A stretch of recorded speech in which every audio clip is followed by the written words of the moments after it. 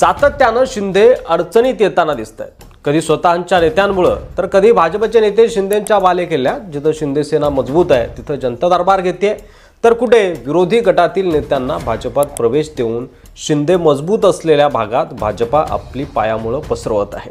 आणि आता तर थेट शिंदे सेनेला खुलं आव्हान देण्यात आलंय की यांची मस्ती जिरवावीच लागेल. नमस्कार, तुम्ही पाहताय मराठी मंडळी.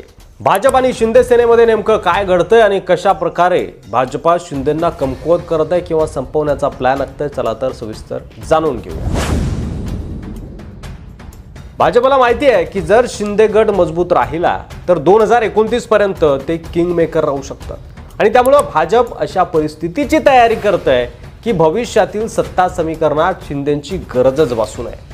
मुंबई, ठाणे, कल्याण नंतर आता ग्रामीण भागातही भाजपा शिंदे सेनेला हळूहळू संपवण्याचं प्लॅनिंग करत आहे असं चित्र आहे, असं दिसतंय. शिंदे सेनेविरोधात काय शब्द आहेत भाजपची माहिती आहे का? दोघांना जास्त मस्ती आली आहे, ती मस्ती मी जिरवणार. एवढंच नाही तर नगरपालिका, जिल्हा परिषद निवडणुका सोबळावर लढण्याची घोषणा देखील झाली आहे. काय घडतंय शिंदे सेना आणि भाजपमध्ये आणि कुठे हा वाद चव्हाट्यावर आलाय, चला तर सविस्तर सांगतो. हे घडतंय नंदुरबार जिल्ह्यात. शिंदे सेनेला थेट धमकी दिली जाते. नंदुरबार जिल्ह्यात निवडणूक कार्यक्रम जाहीर होण्याआधीच महायुतीत भयंकर धुसफूस समोर आली आहे. भाजपचे ज्येष्ठ नेते आमदार विजयकुमार गावित यांनी थेट शिंदे गटाच्या 2 आमदारांना, आमशा पाडवी आणि चंद्रकांत रघुवंशी यांना, ते माझ्या टार्गेटवर आहेत असा उघड इशारा दिलाय. हे फक्त व्यक्तिगत भांडण नाही तर भाजपच्या शिंदे सेना संपवा या प्लॅनचा पहिला टप्पा असल्याची चिन्ह दिसत आहेत, तशी चर्चा देखील आहे. गावितांनी स्पष्ट शब्दात असं म्हटलंय की स्थानिक स्वराज्य संस्थांच्या निवडणुकीत माझे 2च टार्गेट आहे, आमशा पाडवी आणि चंद्रकांत रघुवंशी. या दोघांना जास्त मस्ती आली आहे आणि ती मी जिरवणार आहे. अशा थेट विधानामुळे महायुतीच्या गोटात सगळं काही अलबेल नाही हे आता स्पष्ट झालंय आणि वाद थेट चव्हाट्यावर आले. गावित यांनी आमशा पाडवी यांच्यावर गंभीर भ्रष्टाचाराचे आरोप देखील केले.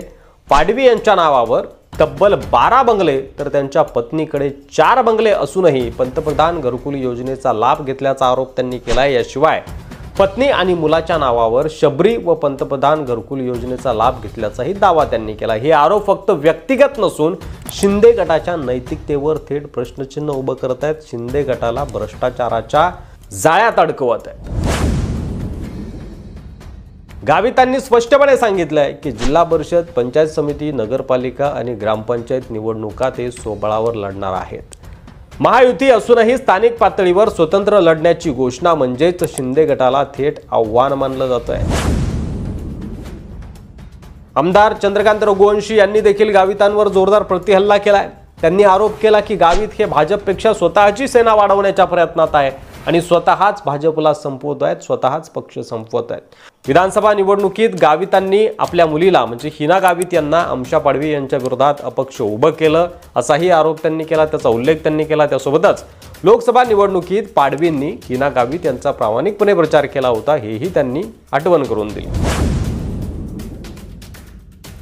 नंदुरबार हा पारंपरिकदृष्ट्या शिंदे गटाचा मजबूत किल्ला मानला जातो, पण भाजप आता आंतरिक वादांना उकरून बाहेर आणून शिंदे गटाची ताकद कमी करण्याच्या हालचाली करत आहे.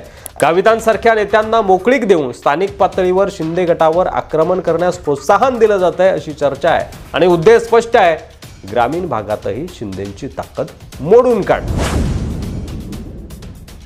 भाजपची खासियत म्हणजे विरोधी पक्षातील नेत्यांना आपल्या गोटात आणून त्यांचा शिंदे गटाविरोधात वापर करणं. नंदुरबारमध्ये गावित हे भाजपचे अस्त्र बनले आहेत. इतर जिल्ह्यातही हीच रणनीती लागू केली जात आहे. महायुतीतील स्थानिक नेत्यांना शिंदे विरोधात कामाला लावणं किंवा त्यांना भाजपात घेऊन ताकद देणं आणि शिंदेंचा ग्रास रूट बेस कमकुवत करणं अशी रणनीती भाजप आखताना दिसते. एकीकडे उद्धव ठाकरे गट सतत शिंदेंवर हल्ले करत आहे. कोर्टात तिकडे शिंदेंचा पक्ष जाईल ना जाईल त्याच्यावर सुद्धा निर्णय लवकरच होणार आहे आणि दुसरीकडे भाजप महायुतीत असूनही शिंदेंची मुळं कमकुवत करतोय. त्यामुळे शिंदे गटाला बाहेरून आणि आतून अशा दोन्ही ठिकाणी लढावं लागत आहे. नंदुरबारची ही घटना भविष्यातील मोठ्या संघर्षाची फक्त झलक आहे असं देखील बोललं जात आहे. स्थानिक स्वराज्य संस्थांच्या निवडणुका हा फक्त ट्रेलर आहे. खरी लढाई ही विधानसभा आणि लोकसभा 2029 मध्ये रंगणार आहे. भाजपचा उद्देश शिंदे गटाला मर्यादित करून सत्ता समीकरणात एक हाती नियंत्रण मिळवणं आणि नंदुरबार सारख्या छोट्या युद्धांमधून भविष्यातील मोठ्या युद्धाची तयारी ही सुरू आहे अशी चर्चा आहे. शिंदे गडाचा बालेकिल्ला खिळखिळा करण्याची भाजपची मोहीम सुरू झाली आहे.